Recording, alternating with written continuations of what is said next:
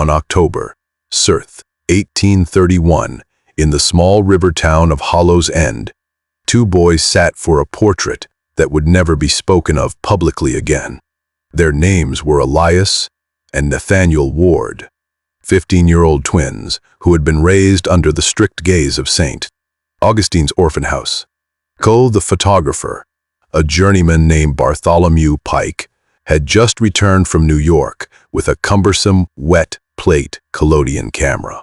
He was eager to prove his skill in the art of capturing souls, as the townsfolk half-jokingly called it.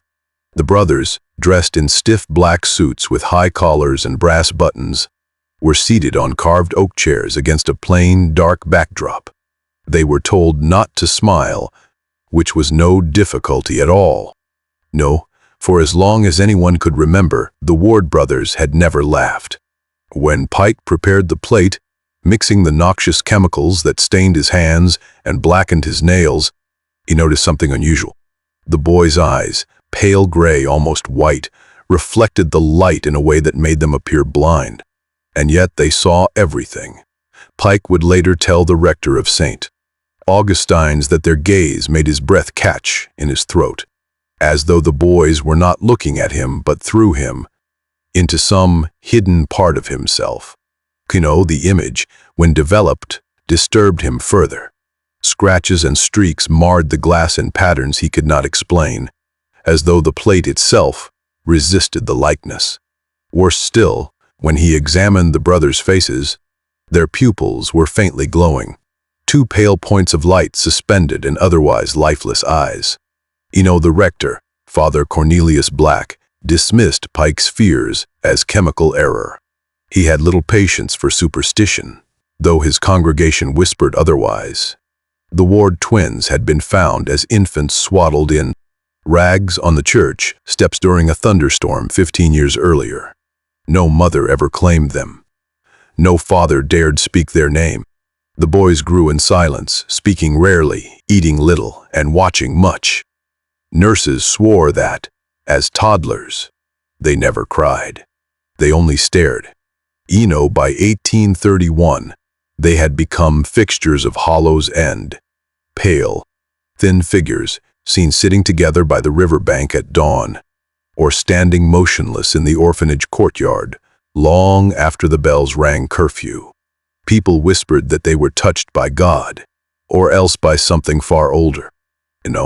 What unsettled the town most, however, was the way the brothers seemed to share thoughts without speaking. One would turn his head, and the other would follow, as though tethered by invisible string. When questioned, they gave answers in unison, their voices low, uninflected, and eerily calm. Father Black began to use them during confession, not as translators as in Milwaukee, years later, but as listeners. The boys would sit silently just outside the booth, unseen but present, their pale eyes fixed on the wood grain, as parishioners whispered their sins. Some said the presence of the twins made confession unbearable, that secrets clawed their way out of the penitent's throat with unnatural force, as if silence itself compelled and when the penance was given, the brothers would rise together, their heads turning in the same slow rhythm, and walk away without a word. The first death came in December of that year. My Cess, Abigail Morse, a wealthy widow, entered the confessional on a frosted morning. She was known for her cruelty to servants and her ruthless collection of debts. As she knelt, the Ward brothers stood outside, their blank faces inches from the carved lattice. She confessed quickly, nervously, her words tumbling in German-accented English. She spoke of beatings, of a child in her employ who had been locked in a cellar for days without food. She wept. When she emerged, she found the twins waiting by the church doors. They said nothing. They only stared. That night, she was found lifeless in her parlor chair, her mouth open in a silent scream. No mark marred her body, but her eyes had gone the same pale color as the Ward brothers. Rumors spread swiftly. Father Black demanded calm. But within weeks, 3 more townsfolk, who had confessed in the boys' presence, were dead. each with that same ghastly whiteness in their eyes. You know, by spring of 1832, Hollow's End lived in terror of its own church.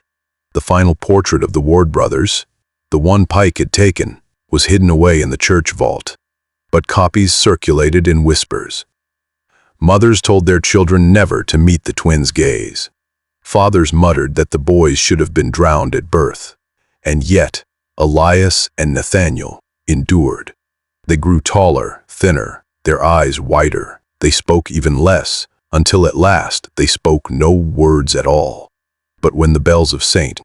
Augustine's tolled midnight, some swore they could hear twin voices whispering in the nave, not in English or Latin, but in a language older than the stones of the church itself. And always in unison. Always together. By the summer of 1832, Hollow's End had become a town of whispers.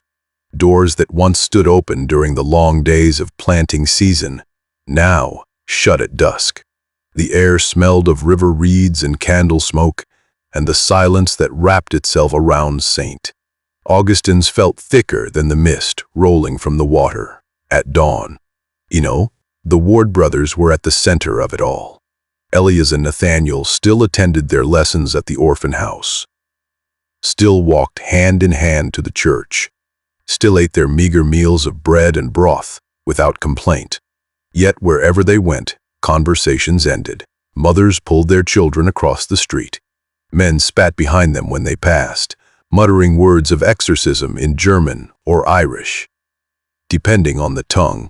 No, and still, the brothers said nothing. The deaths had continued, though not as openly as before. Each one came after confession, after the Ward twins had stood silently near the booth, pale eyes fixed on the wooden walls that contained the darkest sins of Hollow's End. It was as though they absorbed the guilt that leaked through the slats, carrying it away like a sickness they alone could bear. And then, within days, the guilty one would be found, white-eyed, breathless, staring into eternity with lips frozen mid-scream. Father Cornelius Black, stern rector of St. Augustine's, refused to believe what his flock whispered. To him, death was God's mystery, not the work of two orphans barely grown into youth. But even he began to notice things that tightened his throat with unease. The first was the church bell. Every night at exactly 3 o'clock in the morning, the iron bell tolled once, though no hand pulled its rope. At first, Father Black thought it was vandals, boys from the docks sneaking into the belfry. But when he climbed the tower one night, lantern in hand, the rope lay untouched.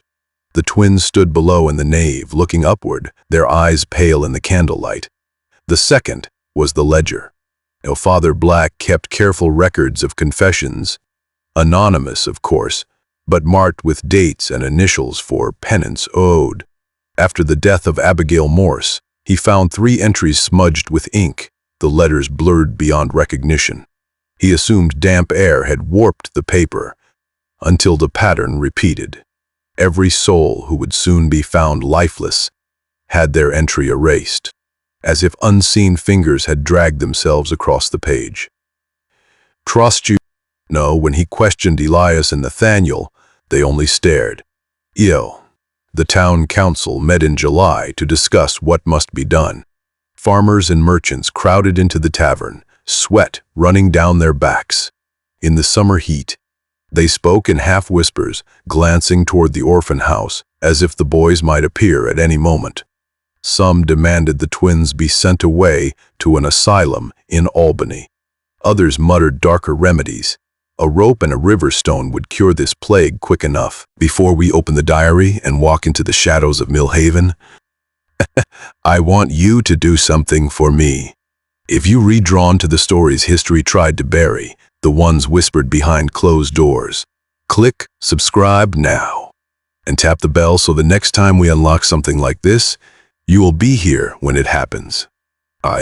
If you believe these stories deserve to be told, leave a like. It tells me you're ready to go deeper. And in the comments, tell me exactly where you're watching from. I want to know which corner of the world you're in. when this door opens.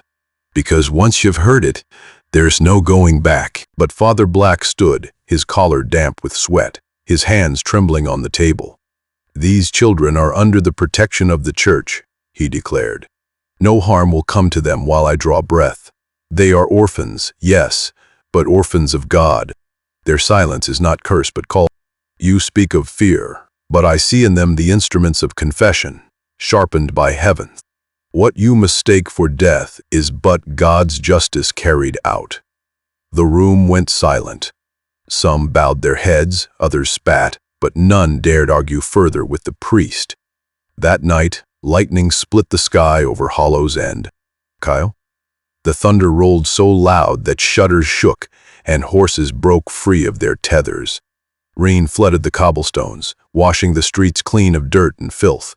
And in the orphanage dormitory, the Ward brothers sat upright in their beds. Eyes open, gazes locked, not on each other, but on the storm outside. The matron swore that their lips moved, though no sound left them. She said it looked as though they prayed, not to God, but to something listening within the thunder. By morning, 2 more were dead. One was the butcher, who had confessed to cheating his scales. The other was the schoolteacher, who had spoken in hushed tones of a student. She had struck too hard. Both were found in their beds, eyes turned to milk, mouths open in silent screams. The town's patience broke. On the 10th of August, a mob gathered with torches outside St. Augustine's. They demanded the boys. "Bring out the cursed twins," they shouted, their faces twisted with fear and fury. "They're the devil's work." Father Black barred the doors, his voice booming from the steps. "Touch them not. This is holy ground. To raise your hand against them is to raise it against heaven itself." The mob hesitated, torn between rage and dread. At that moment, the Ward brothers stepped into the doorway beside Father Black. Their faces were expressionless, their eyes glowing faintly in the torchlight. They did not blink. The crowd fell silent. One by one, torches lowered. And then, without a word, the people turned and fled, leaving only smoke and silence in their wake. From that night on, no one dared challenge the twins again. They were seen less often in town, appearing only on Sundays for Mass and on Tuesdays for confession. But still the deaths continued, slow and steady, as though some invisible hand was cleansing Hollow's End one soul at a time. What frightened the townsfolk most was not the bodies, nor the pale eyes of the dead, but the silence that followed. It was said that if you stood alone in the nave at midnight, you could hear a faint echo, 2 voices whispering in unison, not in Latin, not in English, but in a tongue no one recognized. A language older than the church, older than Hollow's End, older perhaps than God. Autumn came early to Hollow's End in 1832. The leaves turned black-brown instead of gold, and the river mist lingered long into the afternoons. Crows gathered on the steeple of St. Augustine's, watching in restless flocks, as if they too awaited some reckoning. The Ward brothers, Elias and Nathaniel, grew taller that season, their shoulders sharper, their eyes more luminous. Though still only 15, their silence no longer felt childish. It had weight, like the hush that falls over a battlefield before the charge. By then, nearly a dozen townsfolk had been taken. The butcher, the schoolteacher, 2 fishermen, a midwife, and 3 men from the council. Each found lifeless, their eyes bleached to bone white. Hollow's End whispered openly now. It was not disease, nor accident, but judgment. Yet the more they whispered, the more they feared asking the question that burned on every lip. Judgment from whom? The answer began to surface in the archives. Reverend Black, sleepless and heavy with guilt, descended into the church crypt. One evening, St. Augustine's had kept records since its founding in 1799. Brittle volumes of baptismal rolls, burial entries, and parish ledgers. He sought reassurance that the boys were truly orphans, that their lineage bore no stain. What he found chilled him deeper than the autumn air. There was no record of Elias and Nathaniel's birth. No christening entry, no mention of their parents. The earliest note of their existence was dated November 18, 28, when they were left on the steps of the orphanage at the age of 10. That night, according to the matron's notes, the river had flooded, and the sound of church bells had rung, though no bell was pulled. The twins had been found side by side, hands clasped, eyes already pale. Father Black closed the ledger with trembling fingers. He dared not speak of it to the council, nor to the sisters who tended the orphanage. But in the silence of his chambers, he whispered to himself, "Children do not arrive from nowhere. Someone delivered them. Someone meant for them to be here." The town's suspicion grew harder. Farmers stopped trading with the orphan house. Children were told not to look directly at the Ward brothers, for fear their gaze would turn a soul to ash. And when 3 cows were found dead in the fields, with eyes glazed white, even the most devout began to mutter that the priest had lost God's favor. On the first frost of October, a stranger arrived. He came by riverboat, a tall man wrapped in a traveling coat, with a scar across his jaw and a Bible tucked under his arm. He called himself Ezra Willoughby, a scholar from Boston, though his accent betrayed Virginia roots. He asked first for Reverend Black, then for the boys. When he saw Elias and Nathaniel, his face drained of color. "I prayed it would not be true," he whispered. "But here they are."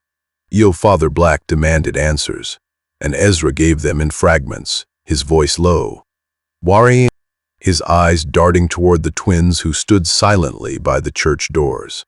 He spoke of an estate in Virginia, abandoned decades ago, where a widow named Susanna Ward had lived alone after her husband's sudden death. Susanna bore no children, yet in the winter of 1817, neighbors swore they saw her walking the fields with 2 pale boys at her side.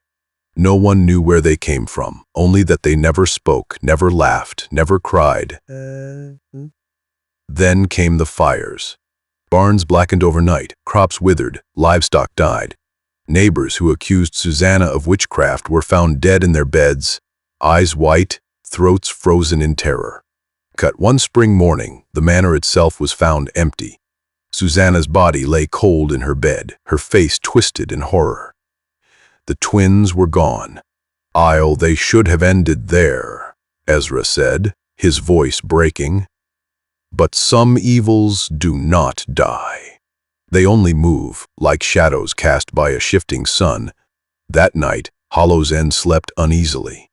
The boys had returned to the orphan house, but the air seemed thinner, as if every breath was borrowed. The moon cast long shadows across the cobblestones, and the crows stirred restlessly in the trees. At midnight the bell tolled again. This time it rang not once, but twice. And when the sound died, every lantern in town guttered out. Darkness swallowed Hollow's End. The matron of the orphan house later swore she saw Elias and Nathaniel rise from their beds, moving in perfect unison, their feet bare, their eyes glowing faintly in the dark.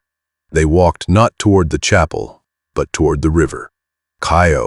She followed at a distance, clutching a rosary, whispering prayers, so fast the words tangled. The boys stopped at the water's edge. Mist curled around them, swallowing their forms until only their pale faces showed. And then, for the first time in 4 years, they opened their mouths. The matron said, the sound was not words, not in any tongue she knew. It was a humming, low and deep, like the resonance of the bell itself. The river answered, its surface rippling, though no wind stirred. The mist thickened, and from its folds, the shape of a woman rose. She was gaunt, her hair white as frost, her eyes hollow pits of shadow. Her lips moved, but the sound came from everywhere at once. My sons, my silence, my debt yet unpaid. The matron fled screaming, stumbling through the reeds until her skirts tore. She did not stop until she reached Reverend Black's door, pounding until her fists bled. When she told what she had seen, the priest's face paled more than hers. He knew then the truth. The Ward brothers were not orphans. They were heirs, not heirs of blood, but of silence. The silence of Susanna Ward. The silence that killed. The next morning, Ezra Willoughby confronted the priest. They must be destroyed, he said grimly. You saw it now, as I have seen before. They carry their mother's covenant. It was struck long ago, between Susanna and whatever force she called from the river. It gives them power, but it is not of God. If they are not stopped, Hollow's End will vanish, as surely as her estate. Father Black shook his head, his hands trembling. They are children. Oh no, Ezra cut him off. They only wear the shape of children. You must see it. Look at their eyes. Do they look at you as boys should? The priest said nothing. But that night, as the candle burned low, he found himself unable to sleep. For the first time, he avoided their gaze at supper. And for the first time, he wondered not if Ezra was right, but if it was already too late. By November, Hollow's End was a shell of itself. Half the parish no longer attended Mass. Families left in the night, wagons creaking quietly down the road towards safer towns. Those who remained crossed themselves whenever the boys passed, muttering prayers they hoped would shield them. The twins themselves seemed unchanged, always together, always silent, always watching, but there was something colder about them now. A sense that their silence was not merely absence of words, but the presence of something else, something vast, listening through them. The children of the town began a cruel rhyme to pale brothers: never speak, follow you home, make you weak. If they look your soul they take, eyes turn white and never wake. No parent admitted teaching it, but every child knew it. On the last day of November, the river froze early. Sheets of ice cracked along the banks, though the air was not yet cold enough. That night, the bell tolled 3 times, and the town of Hollow's End understood. The silence was spreading. The twins were no longer just orphans of a curse. They were its keepers. The storm that had gathered over the valley did not move on. It lingered, dark clouds caught like a heavy cloak above the hills, while the people of Hollow's End whispered about the 2 boys who should never have stood together in the same frame of a picture. The photograph had been passed around enough, now that fear itself began to root into the ground. One boy, Elias, was known. He was the blacksmith's son, timid, pale, often seen lingering near the churchyard. The other, his exact double, had no name, no family, no past that anyone could call real. Some swore he was first seen in the reflection of a store window, standing behind Elias, though no one had been there. Others insisted he came walking down the road one evening, when the shadows grew too long, simply appearing as if he had stepped out of dusk itself. The preacher, Reverend Marrow, tried to console the townsfolk, insisting that the devil had no foothold in Hollow's End. But even he could not meet the eyes of the second boy, for those eyes did not hold the flicker of youth. They held the depthless stillness of a grave. And then one night both boys vanished. The bed where Elias had lain was neatly made, as if he had never risen, but his boots were missing. The second boy, if he had a home, left no trace behind. Instead, there was only a faint smell of damp earth, like the smell of freshly turned graves, clinging to the floorboards. The town searched. They combed the woods, lanterns in hand, calling Elias's name. Some dared not call the other name at all, fearing what might answer. Hours turned into days. On the 3rd night, the searchers returned empty-handed. But at the edge of the churchyard, nailed to the old elm, they found the photograph. It had changed. Where once the boys had sat stiffly side by side, now one chair stood empty. Elias was gone from the picture. Only the second boy remained, staring out with that hollow gaze. his mouth twisted into the faintest suggestion of a smile. The town fell silent. No one wanted to speak of it, but silence does not protect against what is already loose. No, the animals were first to sense it. Horses refused to enter their stalls, dogs howled at night, and even the crows avoided the belfry. Then came the knocking, soft, rhythmic, always at the back doors just before dawn. No one who opened the door was ever the same afterward. Some collapsed on the threshold, lifeless. Others were found wandering fields, muttering about two shadows walking.